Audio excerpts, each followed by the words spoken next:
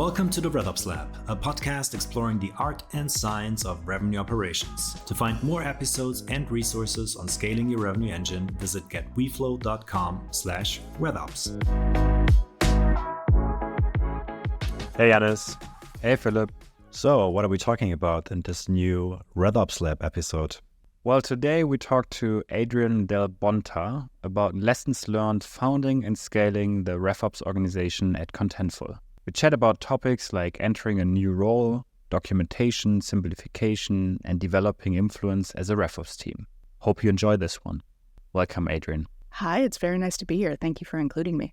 Great to have you. Thanks for spending time with us today. And, I think maybe give us some context. When you joined Contentful, how big was the RevOps team? How big was the company? And how big is it now, 6 years later? When I joined Contentful, I joined to help build out sales and partnerships operations. We didn't have RevOps yet.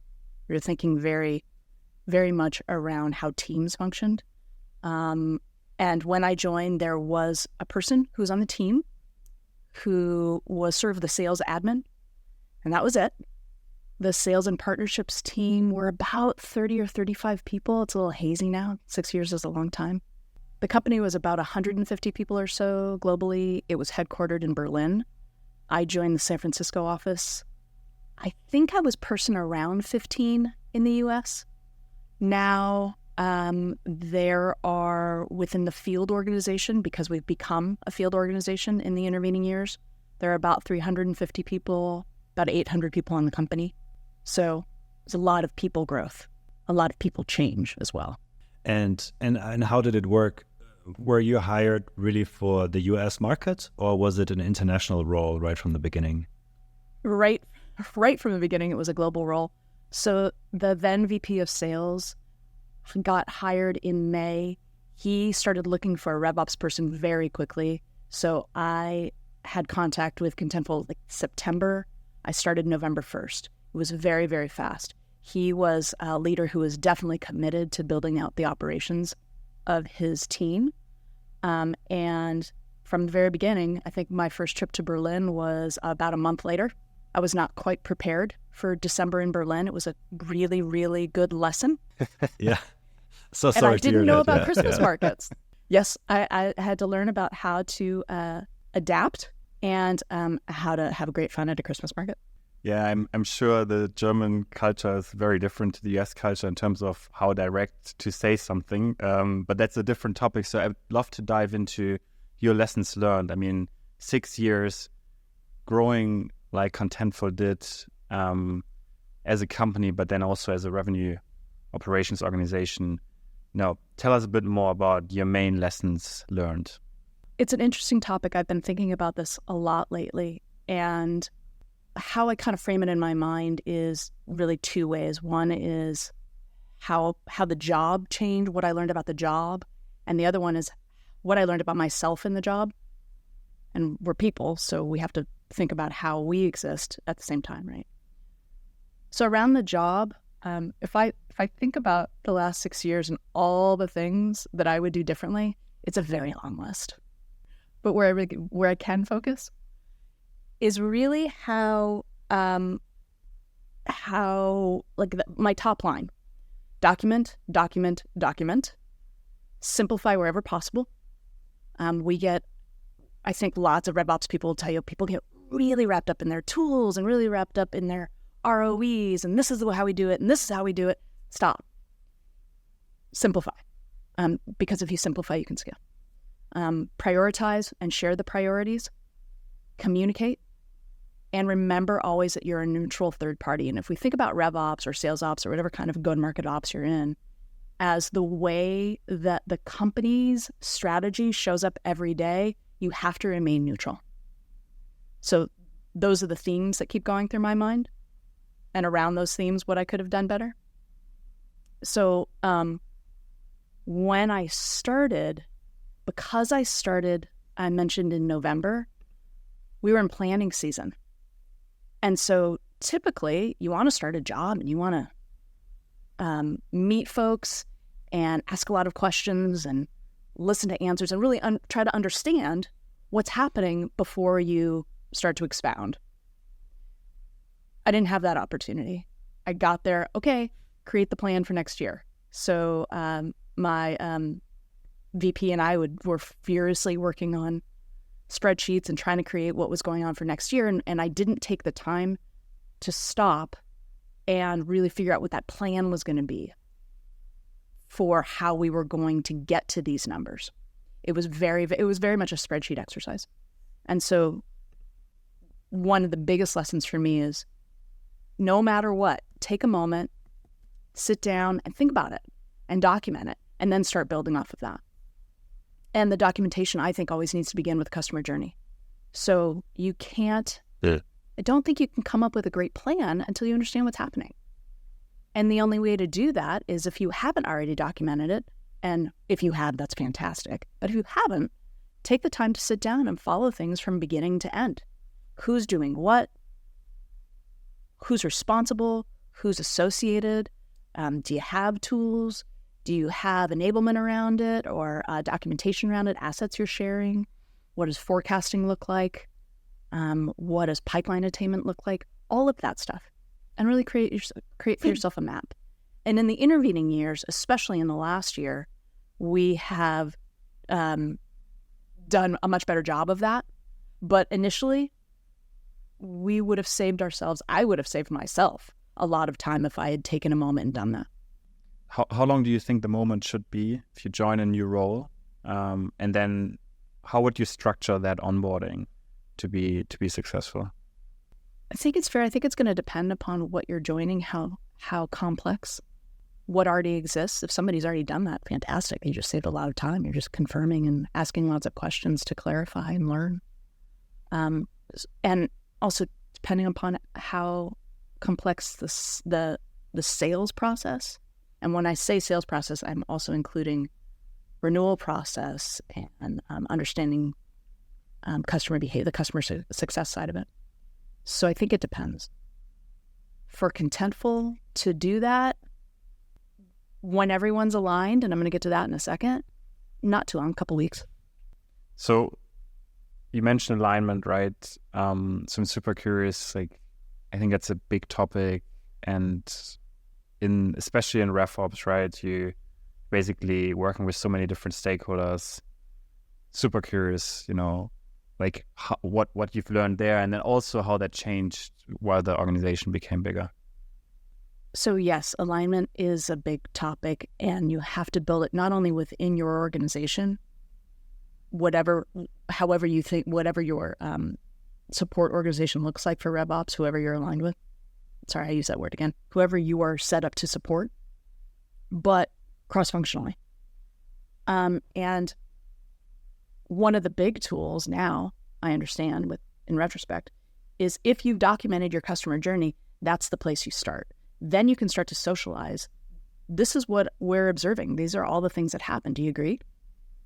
No, I think this is different. And even when you go to finance, these are everything I think is happening. Let's especially talk about pipeline attainment and forecast. Do you agree? And I think it takes a lot of communication and time to make sure that everyone is looking at the same plan in the same way.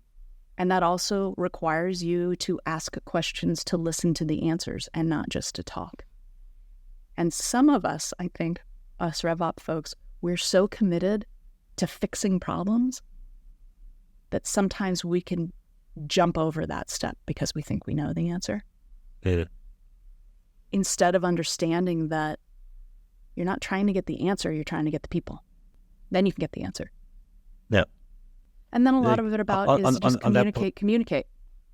On this communication part, that's really interesting to me. I think the devil is in the details, right? So I think one thing you said is terminology, for example, right? So having different terminology for or this different understanding of what forecasting means, and for example. So how do you educate? How do you educate so many people? Because RevOps, you really you're touching so many different functions, types of the parts of the organization.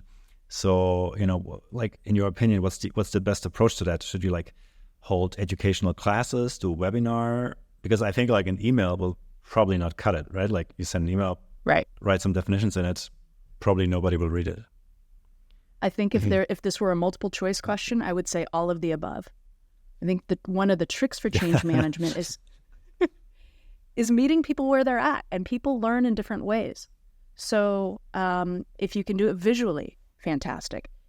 Emails, webinars, using the same slides over and over and over and over so people are seeing the messages repeated, sitting down individually, having office hours, having coffee with people, especially people you know who are influencers within their groups.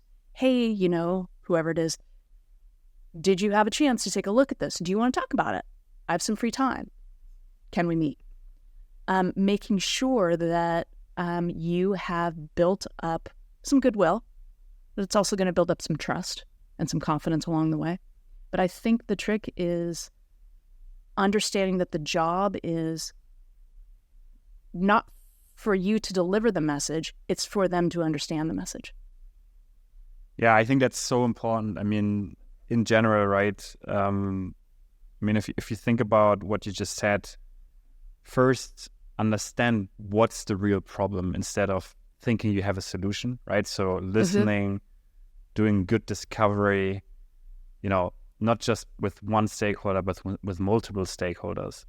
Then essentially taking that back, trying to come up with a solution, you know, essentially build an MVP, test a solution, and then make sure that it's actually going to get used properly. And whether that's behavior, that's tooling, that is dashboards, insights, or an entire process, right? Over communicate. I think the rule of 7, right? Communicate via different media. I absolutely love this. You touched on another point, which is influence, right? And I think we've all been there, right? Like you have to build rapport and influence and trust among the organization. I think especially in RevOps, this is super important. In a rocket ship like Contentful, that's obviously even harder because there's so many moving pieces, so many people coming in and out. What were your learnings on, developing influence? For me, it's about being authentic and being willing to be vulnerable. Like getting on your show and talking about all the things I did wrong is not necessarily comfortable for everyone. But I think if you're in RevOps and you're trying to get change completed and successful, you have to be willing to walk into a room and say, I don't know what you do. Can you please explain it to me? And when you start to do, tell me what's important to you. Tell me what's working. Tell me what your challenges are. And you do it across the organization, you're going to start to build not just goodwill, but you're going to start to put the team you're representing, the organization you're representing, in a really good spot as a partner within the organization. And when other teams can see what's important to them, I think a lot about this around finance because they're trying to figure out what's happening for the next 5 years, right? So if you've gone to finance and they've said, look, these few numbers on, let's say, a Salesforce opportunity are important to us because this is how we use them, and then they see it show up, you've done something wonderful for them and not hard for you at all. And if you go into those conversations thinking, look, things change, things evolve, nothing is precious, we're going to make the changes we need to make, and it's not about our ego, it's about getting the goal completed, you're going to put yourself in a better position to be able to be successful. I think this is great. I mean, essentially, this is about like being genuine, right? Like you want to be recognized as a person that is genuinely interested in the overall well-being of the organization and the people who work in it. And I think this is exactly the mindset you need to bring along the journey, like for any of these supportive roles. Like I think RevOps, obviously product management, but there's like many parts in an organization that have exactly this role. Like you are here to support other people in the organization and not your ego or just your own team. So yeah, I think I think outside of RevOps, I just want to say that I think it's generally one of the best things to invest into, and not to have this fake persona that's completely different probably a good human skill. And work life. Yeah. It also helps. Yeah. But I think it's not easy for some people. Yeah. It also helps to be competent. It also helps to know what you're talking about.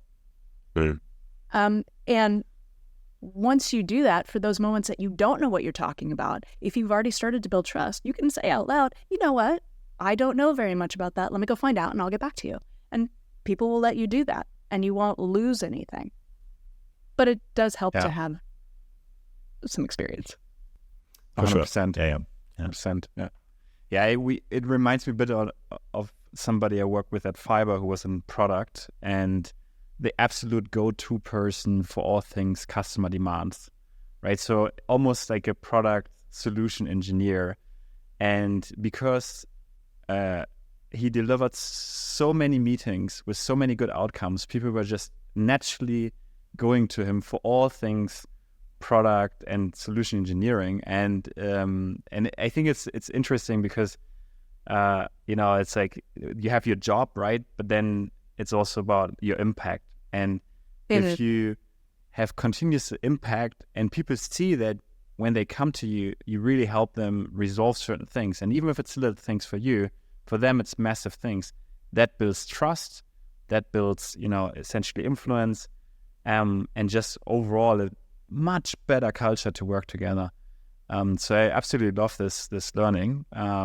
This is really, really good. I'm sure you learned a lot about scaling the team, growing the team, hiring the right people or even not the right people, right? I think that's also unfortunately always part of it. Maybe you can tell us a bit more about, how do you grow a team from 2 to 25 people successfully? I think you have to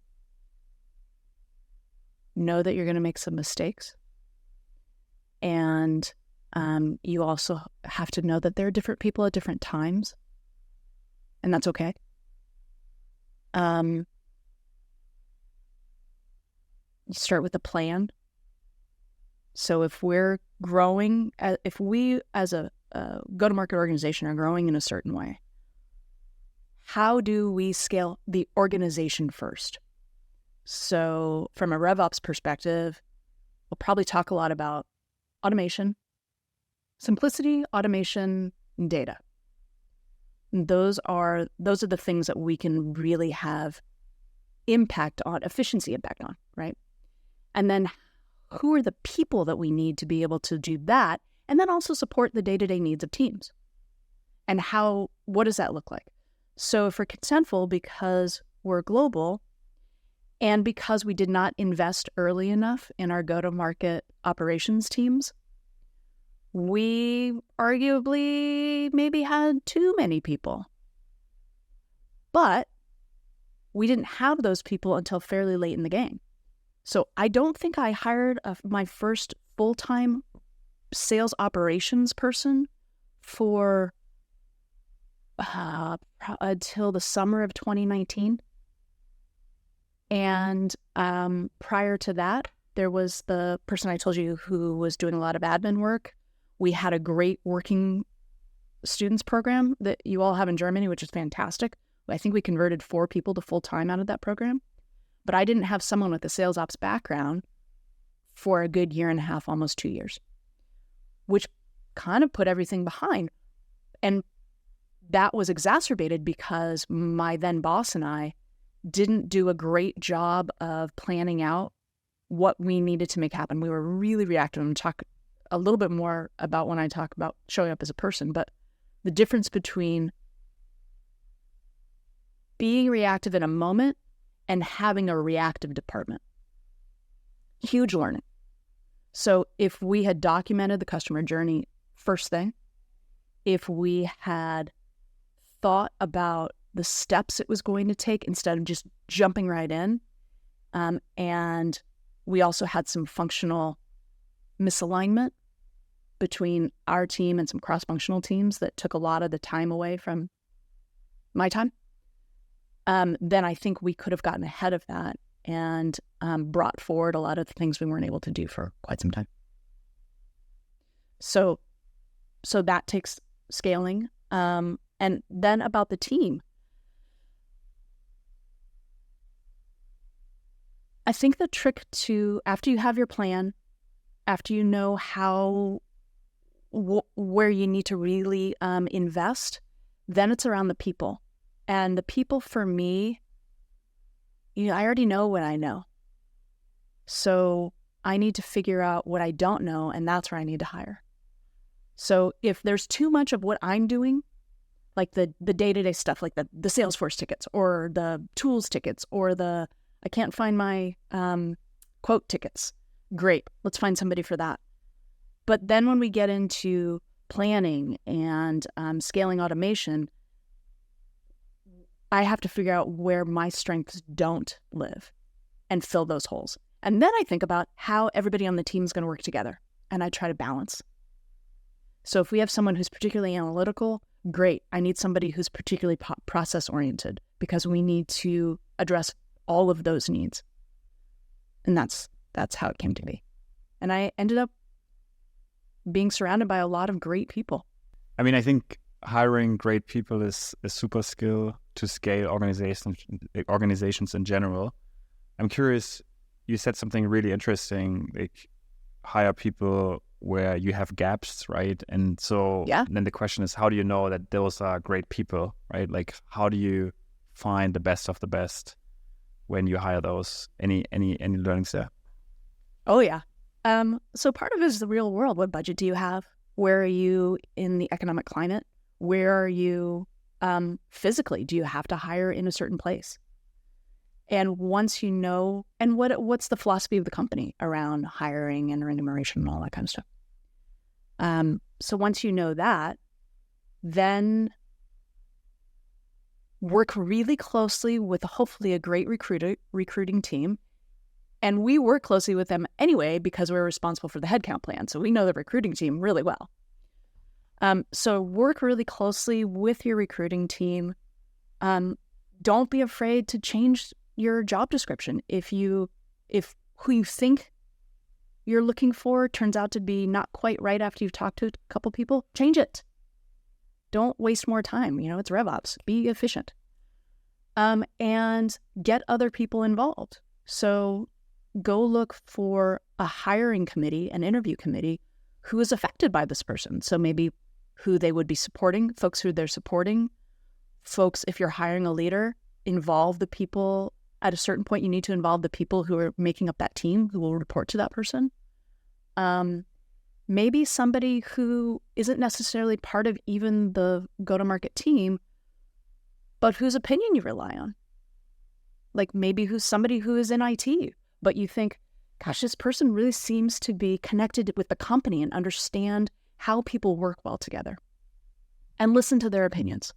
Did you ever work with external consultancies or services, or was it always the goal to really build out the knowledge inside of like Contentful and We've had over the years a couple of consultants, but mostly we built our team internally. And we started out, at this point now there is a VP of RevOps who came in 2 years ago. There's me. There is a people management structure. There are individual contributors, and there have been working students. So we built out a whole, a hierarchy, really. I have another question. Often in those growth organizations, the majority of headcount is actually hired in the go-to-market org, not in RevOps. Do you think that RevOps could elevate the quality of the go-to-market org in terms of people and hiring? Not just the enablement part, but really the selection part? Yeah. So think about what RevOps does. We buy software. We implement software. We are part of, in many companies, we're part of sales cycles. We're part of deal desk. How much could a person who is customer-facing learn from their own RevOps groups? Yeah. And in terms of really like sitting in the hiring committees, trying to improve the hiring structures, is that something you did at Contentful, or was that mostly done by the sales leaders and managers? I did more so in the early days. And in fact, in the first couple of years, I met with every new person joining the department, and we would go over comp plans and quotas and territories and things like that. But yes, I participated in a lot of hiring. The thing about RevOps is that we have a little bit of, we would say, a bird's eye view, a collective view of everyone working here. And we see not just the numbers and how they're contributing to whatever their functional responsibility is, but how they interact and how they interact within the company and how they interact externally. Because, like, we're on Gong, we're on Chorus, we're all that stuff. So we have, I think, a really interesting perspective on what makes a great team member. Great. Initially, you said two things: how to do the job and, how I show up to the job, right? And so I want to switch gears a bit and talk a bit about, like how you show up to the job. I'm sure 6 years in such a growth environment, a lot changes, right? What were some of the personal things you learned about yourself and areas to improve? Yeah. I think I said a little bit earlier, one of the qualities that RevOps people that I've encountered is that we want to solve problems. We really like to do that. It's probably the thing that excites us the most. And I think we can get lost in that very easily. And my dear friend and colleague, Andrew Hazard, once told me, not one good thing ever turned out for a martyr. In fact, I have it on a poster on my monitor, and it's right underneath both of your faces right now. And he's right. So when we don't prioritize, when we're completely reactive, not only do we burn out, but we stop doing our jobs well. And we stop supporting our teams well. And that means we're not supporting the company well because we're a neutral third party. And what we do affects how the company is trying to reach its goals. So I, just like every other ops person, I definitely got lost in that. And I had my little, at different points in time, I've had a very shiny halo on. And, that also builds burnout and resentment and self-righteousness. And that's not good for you. Wasn't good for me. It's not good for the company. It's not good for your team. So that's one of the things that I need to remind myself of. I also have had to think a lot in the last 6 years about the parts of the job that I'm not the best at. We have such a huge set of responsibilities, and they vary from technical to analytical to soft selling and relationship building. You will be invariably, like every other human being, better at some parts than at others. So wouldn't it benefit you out of the gate in the beginning to understand what those are? Mm-hmm. I'm not an analyst. I'm just not. But when we get big enough, I can hire some really great ones. And we'll have better insights because of that. Yeah. But for now, especially when you're joining a B or C round company, you might be the first or the second or really small group of people. We're going to get through it. We're going to do our very best, and we'll keep going, and then we'll build. So just being clear about that and not spending a lot of time beating myself up, but also at the same time, and this goes back to that. You have to figure out how to prioritize. You also have to save time to learn because things are changing. Just think about what AI is doing to everybody right now. It's changing everything. And are you taking the time to step away and make it a discipline to ensure that you're figuring out what's coming next, because that's going to benefit you and your team and your company, et cetera, et cetera. We get so buried in these are the everyday problems, and here are my Salesforce tickets, and here are my decks I need to build, and my QBR I'm prepping, and my KPIs I'm running. You have to step back and learn. Also, on that part, you got to pick your battles. Sorry, just on that last part, how actually do you get to that? Like, were you able, in all your years at Contentful, to actually finally at some point arrive in that position where you're not reactive anymore? and can really like say, okay, this is my quarter, this is how it's going to look like. And, no one is going to barge in here and it's going to shove those priorities in my face and I'll have to take care of those immediately. Like, did you get there? That's never going to happen. Never, ever, ever, ever going to happen that nicely. That's the answer I feared, yeah. But what we did do was, as a team, especially as we grew and we started to hire more leaders, we spent time every quarter talking about whether you're doing MBOs or OKRs, whatever those are. Here are our big projects for the quarter. Can you tie what you're doing every day to those big projects? And that's going to help you prioritize to whoever's coming to you with every request. So if it's hey, I can't get my deal done, everything stops, help them get their deal done. We all know that, right? If it's, I have this idea, okay, great, let me see if that aligns with some of the things we're working on. If it does, fantastic. If it doesn't, that's a great idea. Let me get back to you about that. And maybe it will a different quarter. And we got better at that. Just a little self-promotion here. There's an episode with Darren Fay who talks exactly about this topic. How do you build an intent-based RevOps structure that is mission-driven and ideally aligns, all the core priorities around that mission, whatever that mission is, and be really intentional and centered around impact. Because I think it's a huge problem everybody's facing. We hear it again and again, and something that is really hard to achieve, actually, right? Because the reality, the day-to-day looks just so different.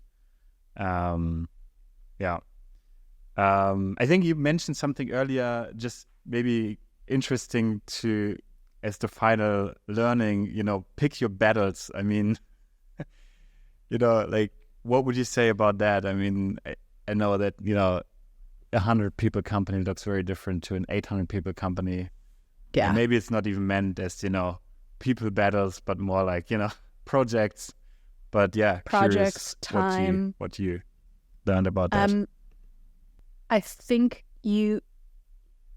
if we consider that RevOps people, I'm going to say it again, really want to fix things, just because you want to fix it, 1, doesn't mean it needs to be fixed. 2, doesn't mean it's aligned with all of the other priorities that have been set. And 3, doesn't mean you have time to do it. So know when to let things go. You were mentioning the episode. I listened to that. And I was thinking we used a framework called Smallify. And using that framework, which was about, okay, here's how you break down a project into its component parts and how you can track, am I doing this? Do I need to readdress? That's one of the ways we as a team helped pick our battles. So typically we ask every guest, what would you do differently if you started in, RevOps now again? But I mean, I think you actually answered this quite a bit. So, I won't ask that question today. It just doesn't make sense. But maybe, where can people find you? Are you on LinkedIn? Are you on Twitter? Or I'm now on LinkedIn. X? Yeah, I'm not. I don't. Can you say I don't tweet anything? I don't really have very much to say, but I am on LinkedIn. Yeah, I think that's okay. I'm around, and maybe the question I could answer is, what wouldn't I change? I just lost you there, but look, Adrien, thank you so much for joining us. I think this was super insightful, so many learnings, and I'm sure we could invite you back for many deep dives into these different sessions. Thanks for spending your time with us. Wish you a great weekend. Thank you so much. Thank you, Philip. Thank you, Giannis. It was great to be here. I appreciate it very much. Thank you very much for listening to this episode of the RevOps Lab podcast. Please consider to like and subscribe our show and give us a 5-star rating on wherever you're listening. If you have feedback or suggestions, let us know at podcast@getweflow.com. We read and reply to every email. Thank you.